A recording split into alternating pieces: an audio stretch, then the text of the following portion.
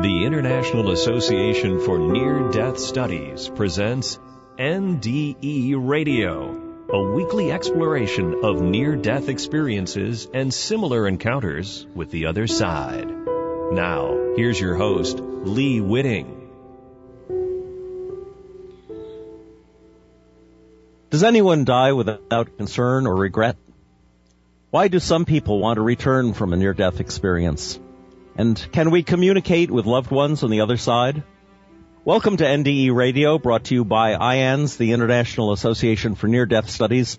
I'm your host, Lee Whitting.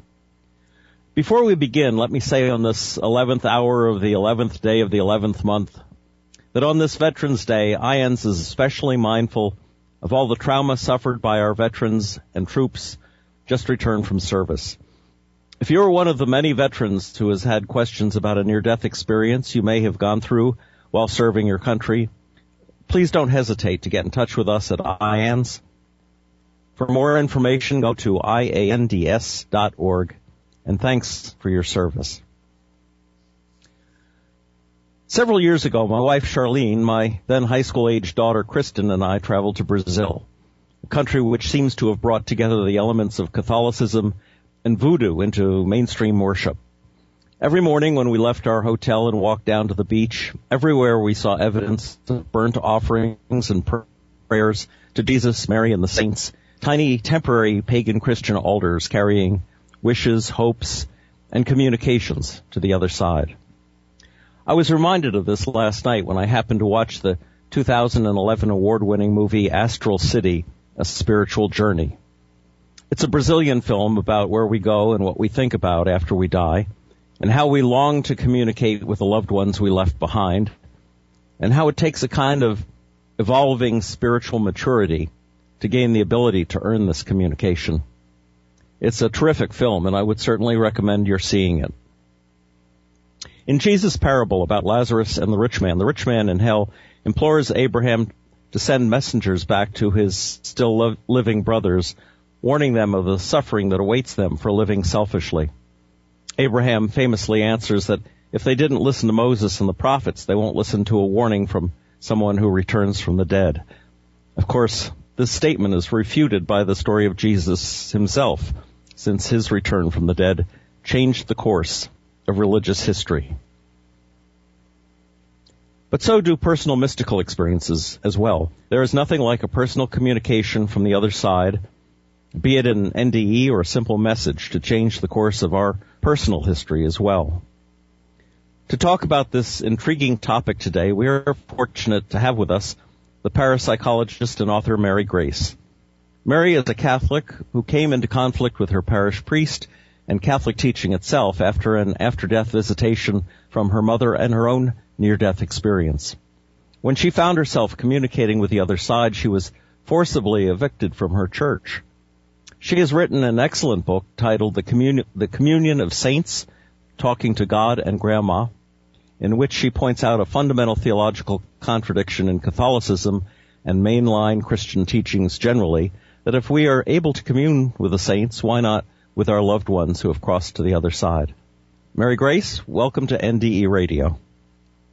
Thank you, Lee. I'm excited to be here today, and I appreciate you giving me the opportunity to share my passion for the paranormal. And to add on to your introduction, happy Veterans Day to all those out there listening. In fact, I'm celebrating by taking my brother out to lunch today. Many restaurants do serve Applebee's, I know, is one free lunch for veterans. My brother himself suffers from PTSD, so thank you for mentioning that. Of course. Well, now, Mary, outline for our audience what happened to you to put you at odds with your Catholic priest. Well, as you stated in your opening, it was in 2000, 2 months after my mom died. She came to visit me in what was known as a visitation or dream visit. And this really started me on the spiritual path in wanting to learn more and be able to communicate with my mother, learn more about spirit communication. And as I started reading many books, it began to open me up. And one of the things I found in all the different books I read was to meditate. They all said the same thing. So I started taking up meditation. And soon I found out I could learn to communicate with my mother in spirit. In fact, I didn't think it was that hard. Just simple guided meditation techniques, visualization, get yourself in the alpha state, and voila, I was able to contact my mother. Only this time I wasn't sleeping. I was in a conscious state, alpha meditative state. But all the books I read, they never warned me of this one thing.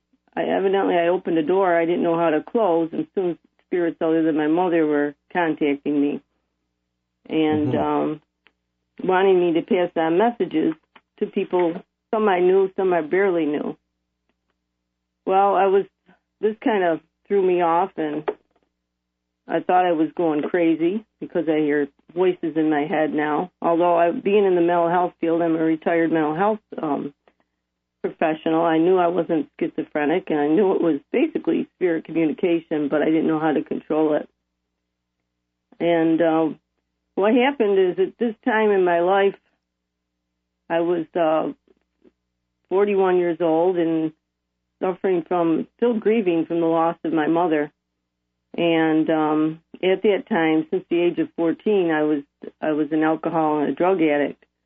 So I was spinning downward into a spiral of depression and illness. I was also diagnosed with 2 incurable illnesses. At the age of 23, I developed a seizure disorder known as epilepsy. Effects of that left to be 8 to 10 seizures a day. At the age of 27, I developed an incurable autoimmune disease called lupus, which led to 5 surgeries and a hole in my heart. So my body was slowly dying from an overactive immune system. I was suffering from major depression caused by the recent death of my mother. I had 5 doctors. I was on 24 different medications. And now on top of it all, I think I'm going crazy.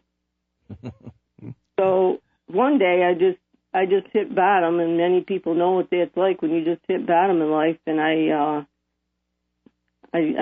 didn't want to be here anymore. And to cope with it all, I always just increased my intake of alcohol and drugs. But one day I said I had enough. Because physically I was dying, but I wasn't dead. And emotionally and spiritually, I was already dead. So I just wanted the suffering to end, just wanted the pain to stop. So I just wanted to be home with my mother in heaven. I didn't know what to do, so I thought I did the next best thing. And I went to her gravesite to pray and to beg God to take me home, because I was no more willing a participant in this world. So, and that day was November 1st, All Saints Day. So I prayed to God to take me home and begged him to heal me or give me a sign that he hadn't abandoned me, because now I think I'm going crazy and I'm dying, but I'm not dead, and really living in kind of a hell, a limbo, because my body's just here. And what seemed like hours of talking to myself on the grave, I just finally admitted defeat, and I went home. And the next day I got my sign from God. The next day was November 2nd, All Souls Day. And what happened is that morning, I used to do a lot of amphetamines to help keep me awake, because the lupus made me tired all the time. And so I got up in the morning and popped a couple ephedrines and drove into the city. When I say the city, I'm referring to the city of Rochester, New York, because that's where I live, south of Rochester, in the Finger Lakes. And went in there to buy some drugs and some alcohol, and decided, well, I'll just also drove into the city because I wanted to buy this book. It was then Borders Bookstore, which is no more Borders, by John Edward, One Last Time. That was when that book came out. And I was driving down 390, which is interstate expressway around Rochester, when I got my sign from God. And most people are familiar with hearing a song that kind of speaks solely to you and strikes the chord with your very heart and soul. And, you know, when the words are exactly what you need to hear at that precise moment in your life. Yes. And for me, the song that came out of the radio was a song by the rock group Styx called Why Me? And all the words of the song described everything that I was going through the night before in my mother's grave, wondering why all these things were happening to me and thinking I had a curse on me. And anyhow, when I heard this song, I just knew it was my sign from God, and I just started sobbing with joy and relief. Tears running down my eyes. I'm driving down the expressway saying, "Thank you, God. Thank you for giving me a sign and for not abandoning me." And at the same time, I was aware that something was happening to my body as I felt the electrical shock go through my body. I felt like I was struck with a proverbial lightning bolt of God, and quite calmly reasoned that I was probably undergoing cardiac arrest at that moment in time. Mm-hmm.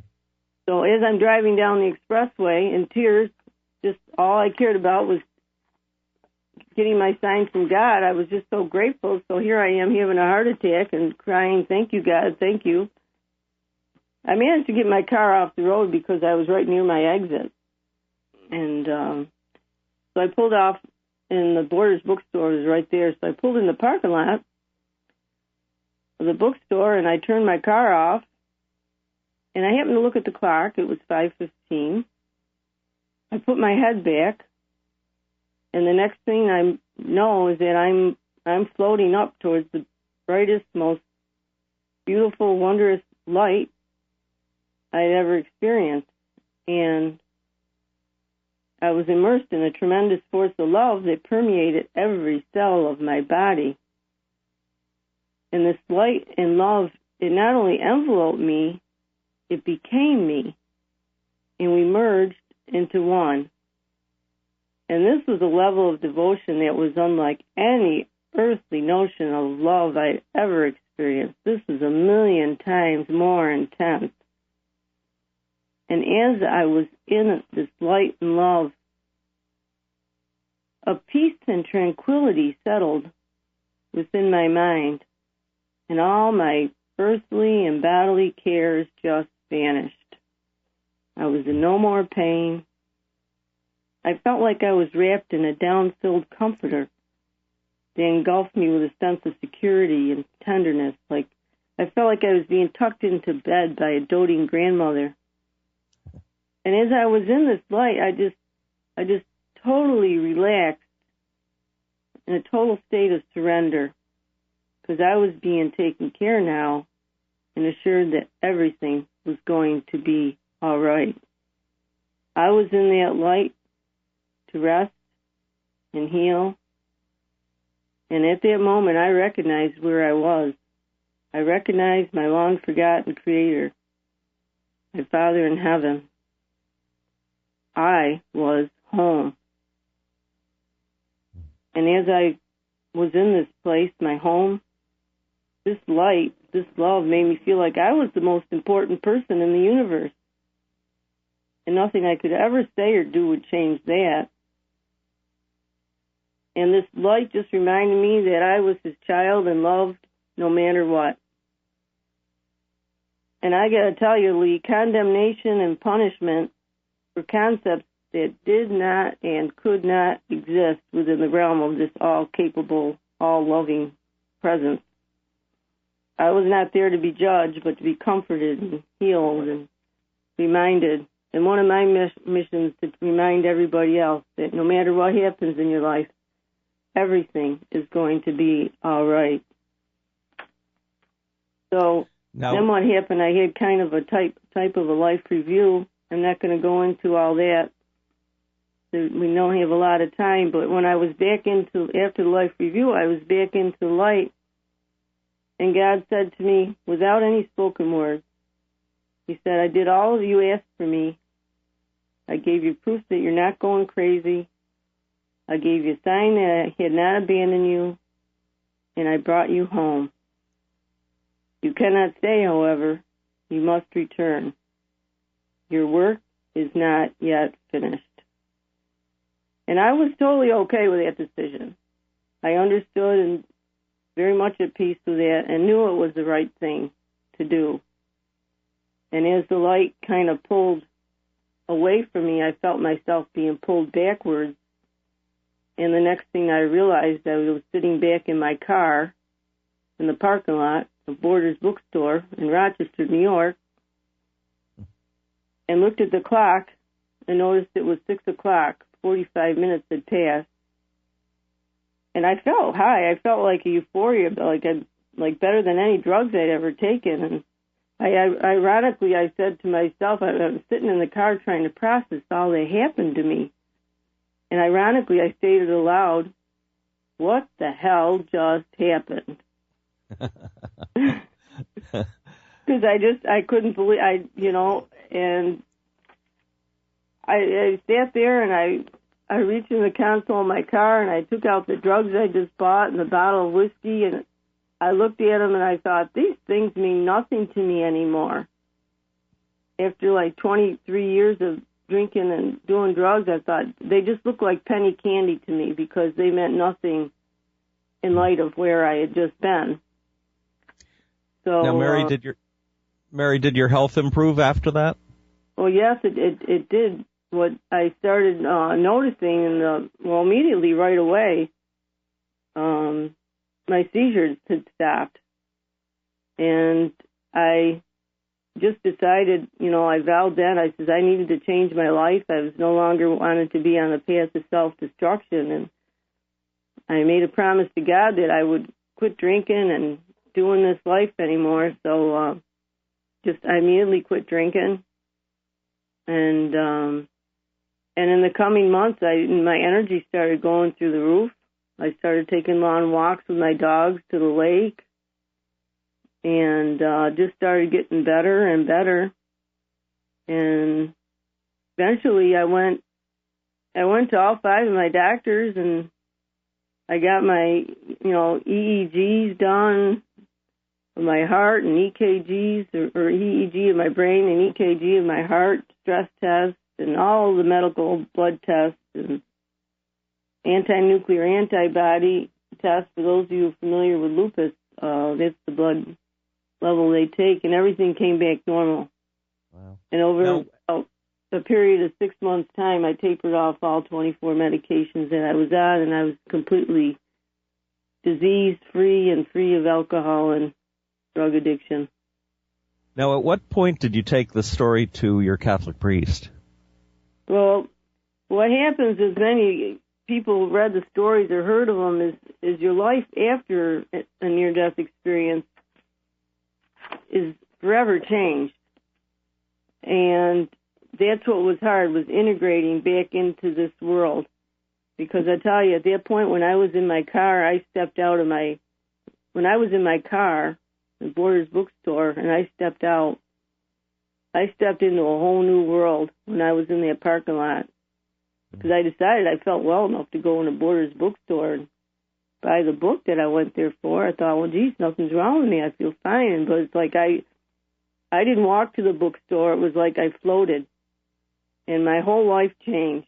Everything, my perception of reality, feeling light and love from all people, just an intense connection and unitive experience, being at one with everyone. And then I became, I was living in 2 worlds. My heart was home and heaven with God, and I just wanted to spend all my time in nature with God, but it was hard to get back to doing mundane things like, paying bills and doing laundry. And so I knew I needed help. I was on an emotional roller coaster, and I didn't know who to go to. I knew if I was in the mental health field, so I knew if I went to a psychiatrist, they'd probably prescribe some medication and maybe 30 days in a hospital. So I went to the one person I thought I could trust and would understand. I went to my priest. because I thought, well, this is a God issue, not a medical condition. So I went to my priest and set up an appointment, and I told him everything that had happened over the previous year about the after-death visitation from my mom, my own near-death experience, everything that was going on. He pretty much knew about my drugs and alcohol. He sat there very patiently and listened to my story, and then quite calmly reasoned that, well, all these experiences were probably brought on by they were hallucinations brought on by the drugs I was taking, although I wasn't taking any hallucinogenic drugs. And then he said, I think you need to find another church. And I was like, what?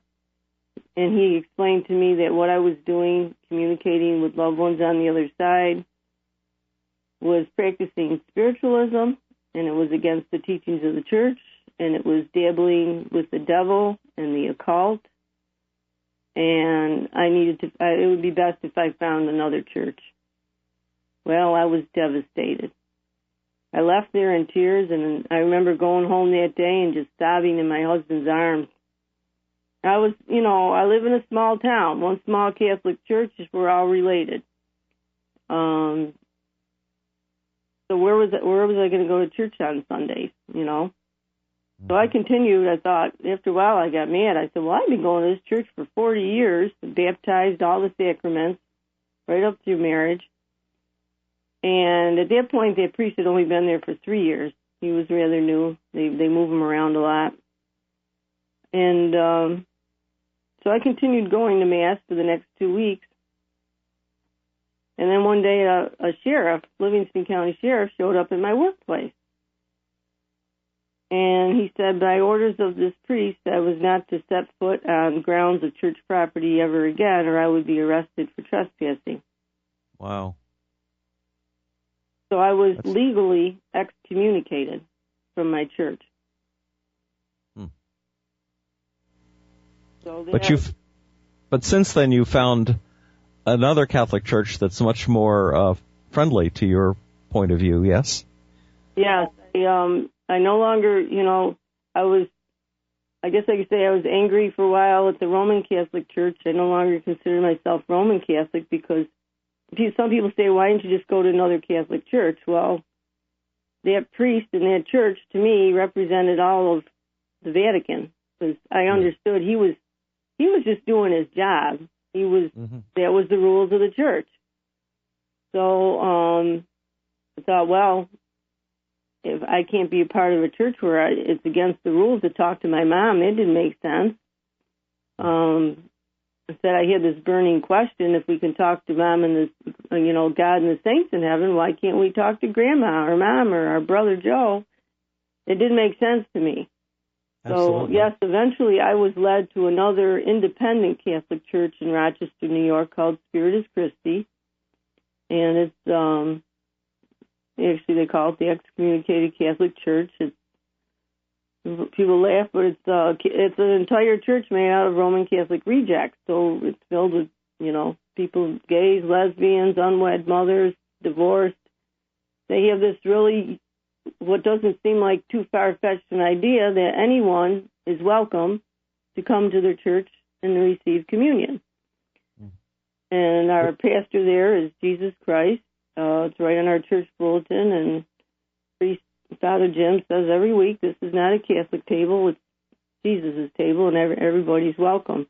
So I did find a new home at Spiritus Christi Church in Rochester. I never thought I'd drive 45 miles every week to go to church, but I do. And it's my home. It's my home away from home, and it just makes more sense to me.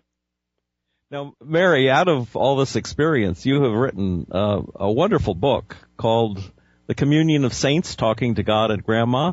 It's a lengthy book. It runs more than almost 450 pages, and it's very readable. I've enjoyed going through it, and maybe you can tell the folks in the few minutes we have left a little about how you came to write the book.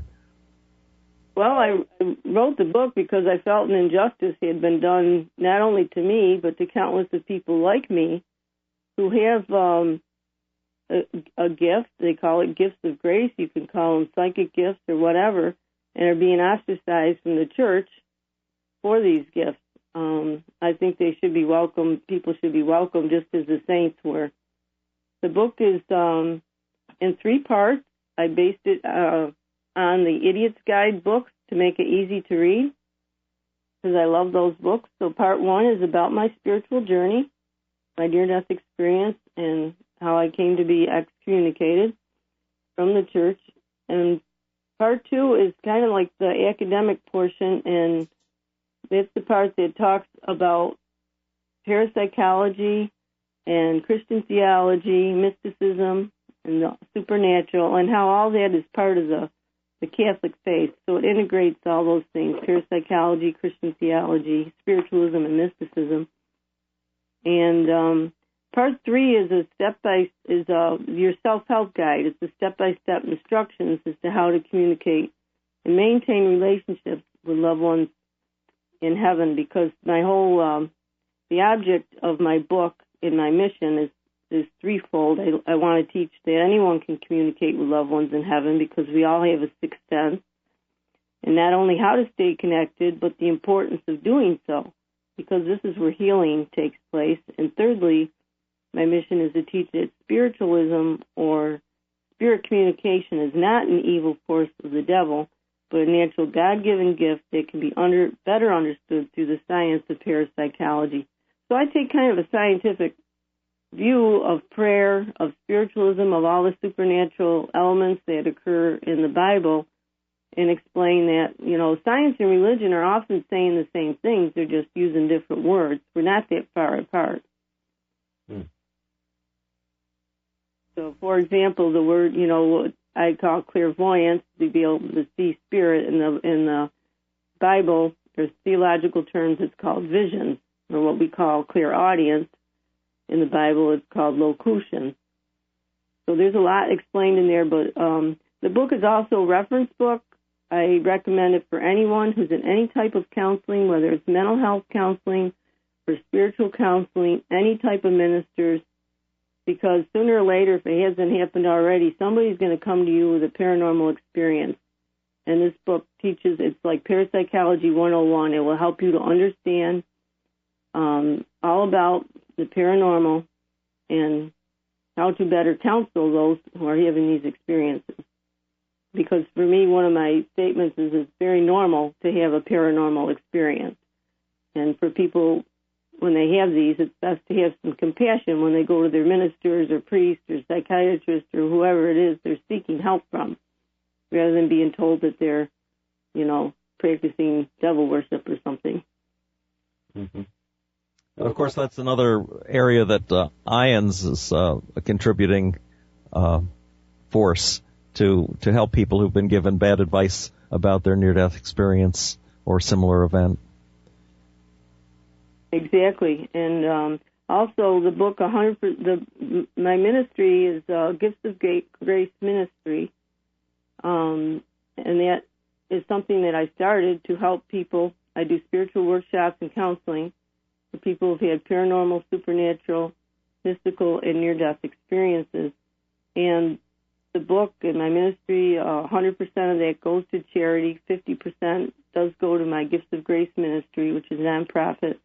And the other 50% of the book and proceeds of the book go to various other organizations, one of them being the International Association of Near-Death Studies.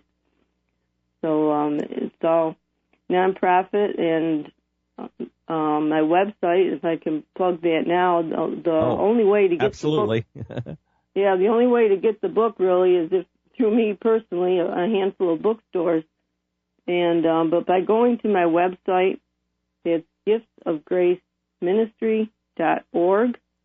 And be sure you have a singular ministry, giftsofgraceministry.org, and there's a page there for my book. And there's a direct link to the publisher, so you can order it directly through the publisher. I do have a small independent publisher, a Catholic publisher. I was really happy to get out of Phoenix. So there's no distributors involved, and I'm doing all my own marketing. So I'm truly grateful for this opportunity, Lee, to talk with you and your audience about this. Well, it's been a real pleasure, Mary, hearing your story, and I want to thank you for sharing your insights. Too bad that we are now out of time, but